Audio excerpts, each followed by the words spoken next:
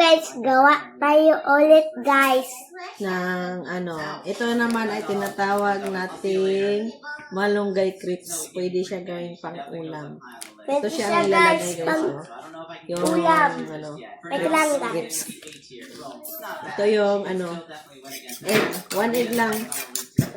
Tapos, lagyan siya ng Ito yung aming egg. 1 egg lang siya. Guys, 1 egg lang to guys. Lagyan mo siya ng ng 1/4 cup of water. Para siya lalamig. 1/4 cup of water, then konting salt lang siya. Konting salt. Tapos, ilagay natin ang ating 1/4 cup na cornstarch. Yan. Cornstarch. Hello guys!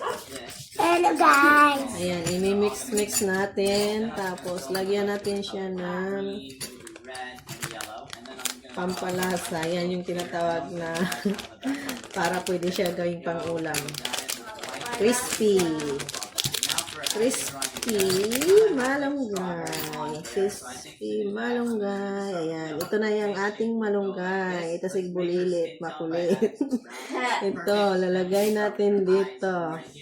Yan. Ayan na siya guys.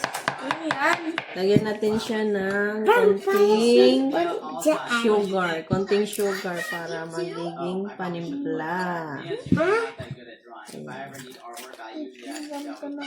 Ayan. Pag mag-golden brown na yan siya guys. Pwede na yan siya. Crispy na yan.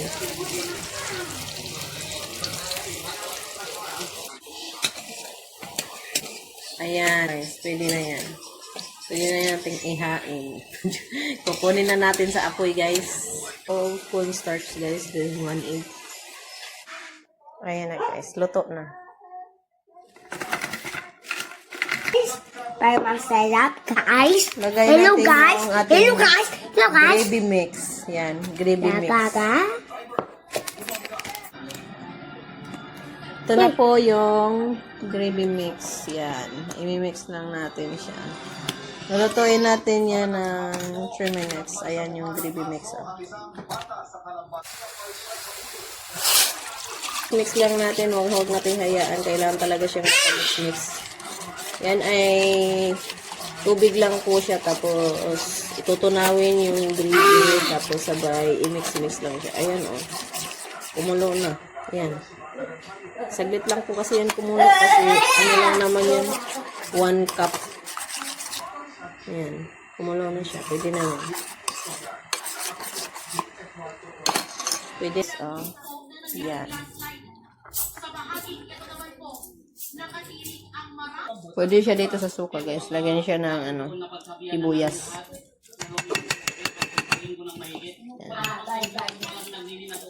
Lagyan ng kunting asin yan. Kunting asin, tapos sugar. Yan, kunting sugar. Kasi kunti lang naman yung aking suka. Yan. Ayan siya. Ayan.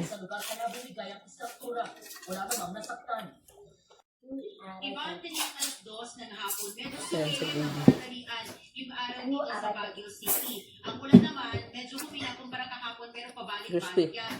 Ngayon, ang fog mas kumapal nitong nagdaang oras. Itong nasa aking mura. Super crispy. Ito siya, pwede siya dito sa suka. Time to time, no? Nawawash out yan. Totally hindi nakikita dahil nga sa kapal na fog. Ang temperature dito sa Baguio City ay nasa 20 degrees Celsius. Meron yung press kay Mary Ma. Kasa. Sarap. Hello guys! Ito yung pansit.